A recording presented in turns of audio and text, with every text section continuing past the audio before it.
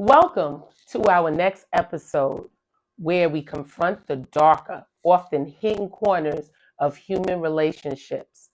These stories challenge our understanding of love, trust, and the thin line between devotion and destruction. From a twisted game that reveals the deadly consequences of toxicity, family bonds shattered by unthinkable violence, and finally, to a chance encounter that spirals into tragedy. These narratives are raw reminders of how life can be upended in a moment. Today, we're not just telling tales of loss and justice, we're examining the forces, be it anger, fear, or desperation, that drive people to the edge. Join us as we step into these complex and heartbreaking stories, uncovering the details and delving into the lasting impact on those left behind. You are watching Epic Center Express, and I am your host, Andrell Hill.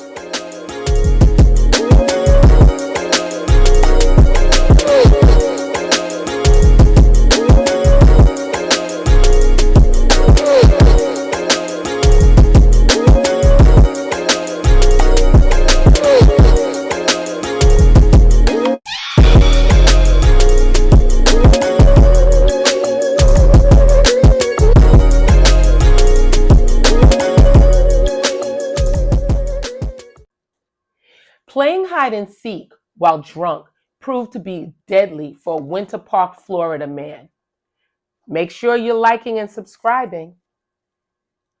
Jorge Torres Jr. and his girlfriend, Sarah Boone, both 42, had been together for almost 3 years. Their relationship, to say the least, was very toxic. It was years of alcohol abuse and repeated domestic violence. The first police involved reported domestic abuse occurred a year and a half into the relationship. Both George and Sarah had been arrested for alleged domestic abuse. George had even been arrested multiple times for battery against Sarah. On February 24th, 2020, it was alleged by Sarah that she and George were drinking and decided to play hide and seek in their apartment. Let's listen to the 911 audio call from Sarah. My boyfriend and I were playing last night, and I put him in a case and we were playing, and like kind of hide and seek kind of thing. So I fell asleep, and I woke up, and he was dead in the suitcase. So I don't know what happened. I don't know what happened. It's like he has like blood coming out of his mouth, and I don't know if like he had like an aneurysm or what happened. Right, okay, all right, okay. Listen, we're getting help out there, too. Okay, is he hanging from somewhere or what, ma'am? No, I pulled him out of the suitcase. I tried giving him CPR. Okay, so he was in a suitcase? Yes, and I fell asleep. In this disturbing video that you will see momentarily, you will observe Sarah taunting George while he is telling her he cannot breathe. Watch. Sarah.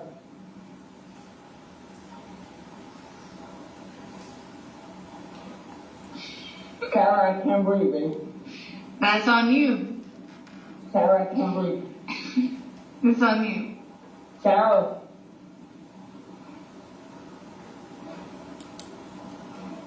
Real ransom. Might want to give it for it extra.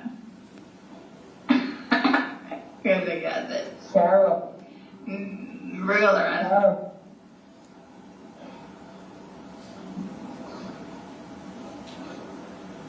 Sarah. Sarah, I can't breathe, baby. Oh. That's what I feel like when you chewing on me. Sarah. Fuck you. Can't breathe, Sarah. Yeah. You should probably shut the fuck up. Sarah.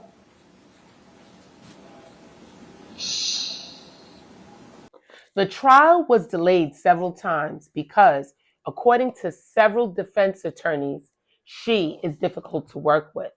The judge eventually ruled that Boone had effectively forfeited her right to appointed counsel, as her actions repeatedly delayed the trial. Sarah was ultimately represented by attorney James Owens, and the trial began on October 14, 2024. Owens argued that Boone's actions were not intentional and sought to introduce the idea that Boone suffered from battered spouse syndrome due to the turbulent and allegedly abusive nature of her relationship with Torres. On October 25, 2024, after the jury deliberated for only 90 minutes, Sarah was found guilty and was convicted of second-degree murder. Sentencing will take place in the beginning of December. She is facing life in prison. If she should appeal, her lawyer stated he will not be representing her. Hey, did you subscribe yet? If not, please hit that button for more content. Raising a child has its ups and downs. Parents have rules that children must follow. I think we can all agree that when they become teenagers, it can be very, very challenging. Now, for the child's family, it became a deadly nightmare. Raymond Jr. and Kezzy Childs met in 1999 when they were only 21 years old. They got married on January 26, 2006. They were a loving family, and through that loving union, they had 7 beautiful children and later 5 grandchildren. Now, all hell broke loose on January 24, 2021 at the 3500 block on Adams Street, Indianapolis, Indiana. Raymond Jr. was upset with his son, Raymond III, because he went to his girlfriend's house without permission. His father called him to come back home and demanded he return home immediately. The sole surviving witness is a 15-year-old by the name of Xavier Childs, which is the brother. He stated that he and his parents were on the first floor. His parents asked him to fill up a water bottle. When he went into the bathroom, he heard gunshots coming from upstairs. His father jumped out of bed and went to investigate what happened. Rita yelled out that Raymond III shot his brother Elijah, age 18. Xavier also stated that further shots rang out. Raymond III ran downstairs and he heard his father's last words. He said to his son, "I'm sorry, Raymond. I love you." Another 6 to 7 shots were then heard. Xavier ran out of the house through the side door as the brother pursued him. As he was running, he stated, "I'll give you $40. Please don't kill me." Unfortunately, he too became a victim and was shot in his arm and leg. Now, around 4:30 a.m., police arrived at the scene to find Xavier on the front porch of his home. He was taken to the hospital in critical condition and underwent immediate surgery. After surgery, he was able to tell the police what transpired. After shooting his family, Raymond III went back home, packed 2 bags of clothes, and went back to his girlfriend's house.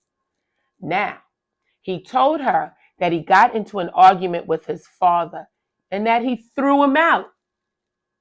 Now, about half an hour later, she received reports of a shooting on Adams Street. Raymond III acted like he knew nothing about it. It was later discovered that Raymond Ronald Lee Charles III grabbed a Draco 7.62 and went from room to room shooting his family members. He killed his father and mother, who were both 42 at that time. They died of multiple gunshot wounds to the torso. Elijah Childs, who was 18, died of a single gunshot wound to his head.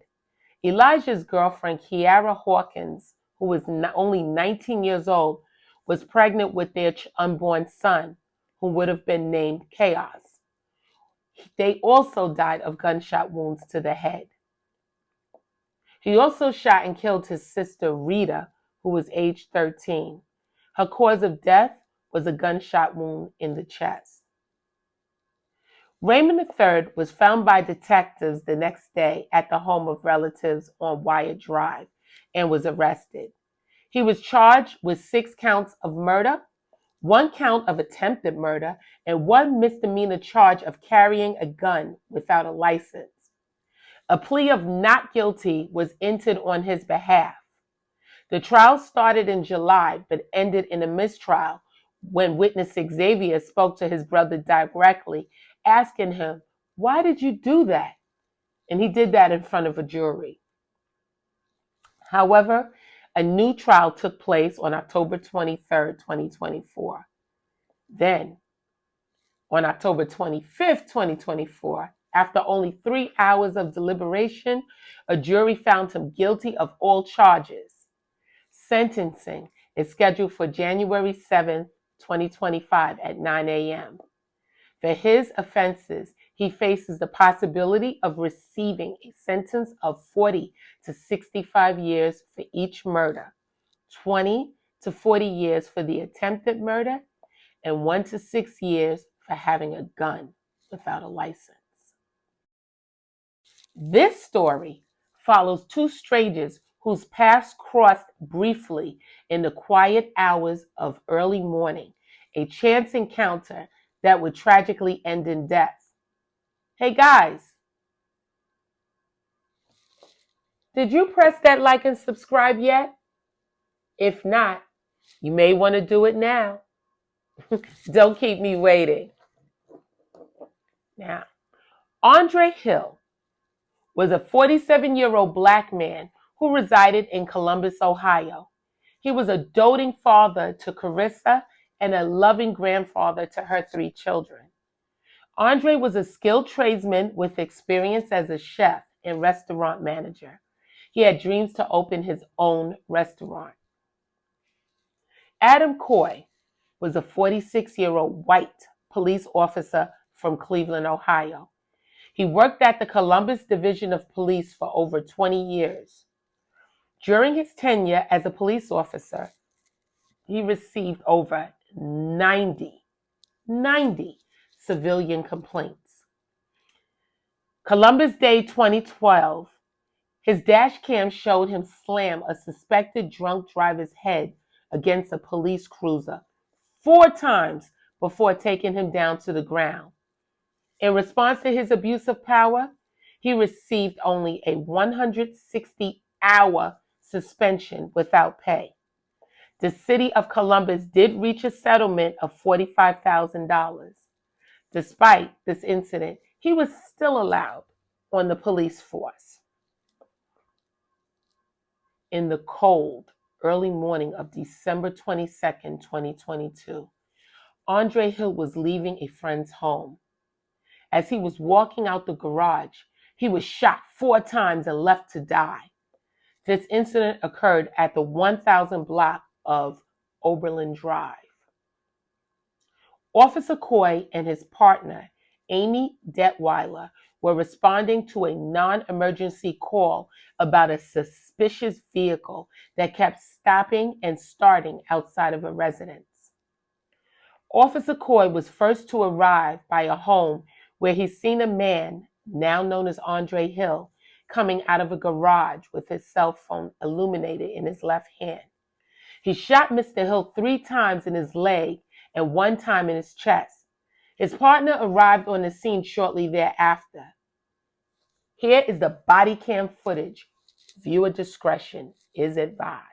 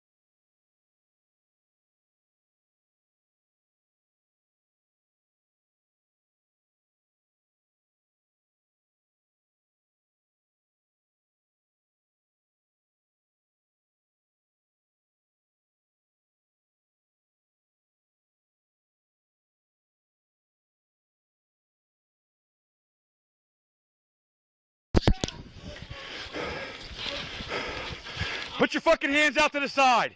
Hands out to the side now.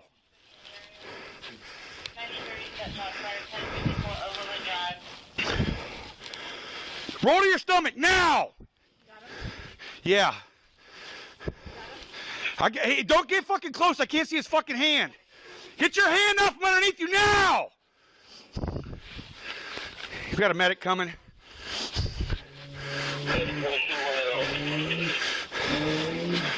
Don't move, dude.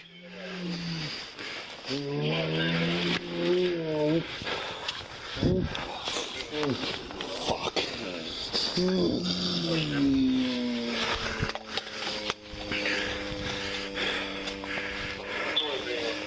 Roll over, dude.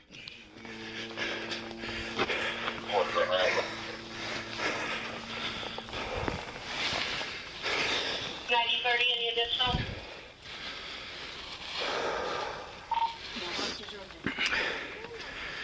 Copy.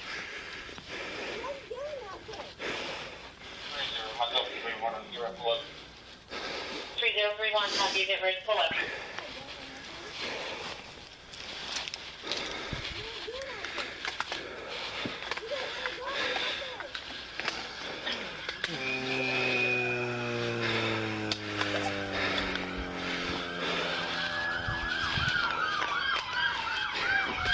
Get me support.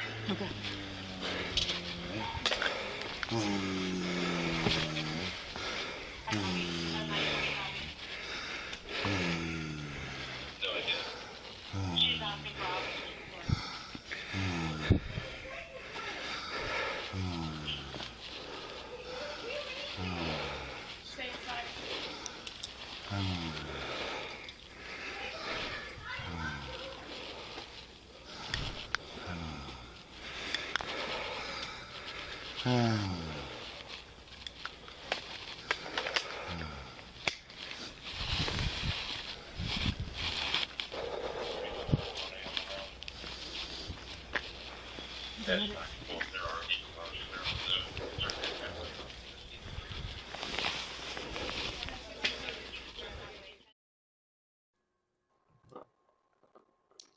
Help was not immediately offered to Andre after he was shot.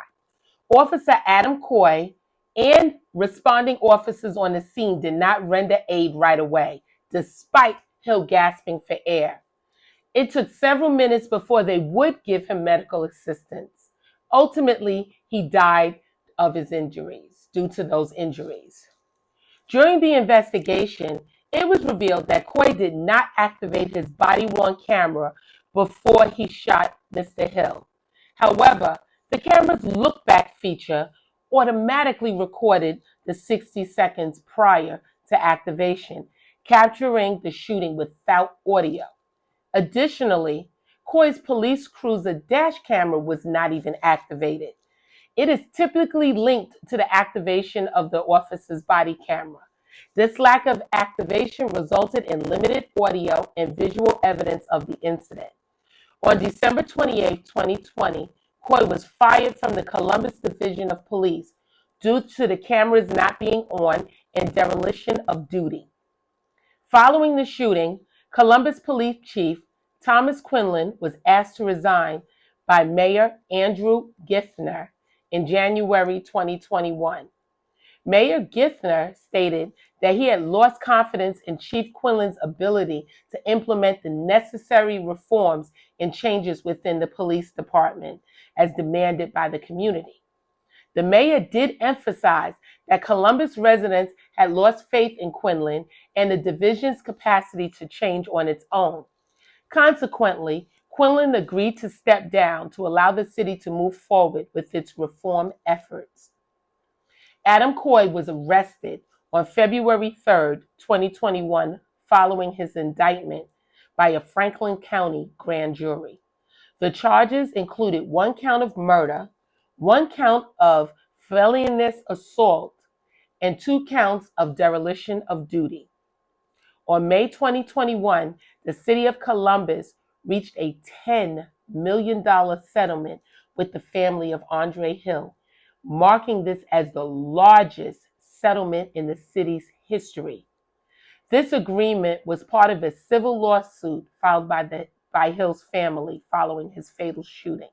The settlement also included the renaming of a gymnasium at the Brent Hall Community Center to honor Andre Hill. This civil resolution was separate from the criminal proceedings against Coy. The criminal trial began on October 21st, 2024 in Franklin County Common Pleas Court, and on November 4th, 2024, after more than 2 days of deliberation, the jury found Coy guilty on all charges, including murder, reckless homicide, and felonious assault. Sentencing is scheduled for November 25th, 2024. Although there is no solace in this situation, some changes have been made. In response to the fatal shooting of Andre Hill, the Columbus City Council enacted Andre's Law in February 2021. This legislation mandates that police officers activate their body-worn cameras during any enforcement action, specifically upon exiting their vehicles or approaching an individual. Additionally, the law requires officers to render immediate medical aid and promptly request emergency medical services if a use of force action results in serious harm. Officers are also required to obtain regular recertification in rendering aid. Violations of this law can lead to disciplinary actions or criminal charges. These stories aren't just tales of loss, they're reminders of the choices we make, the people we let into our lives, and the way we handle our anger, our love, and our struggles. Let's hold on to these reminders and stay mindful of how quickly things can change. Thank you for watching. Stay informed, stay connected, and stay in the know with Epic Center Express. If you are enjoying these videos, please make sure you like and subscribe.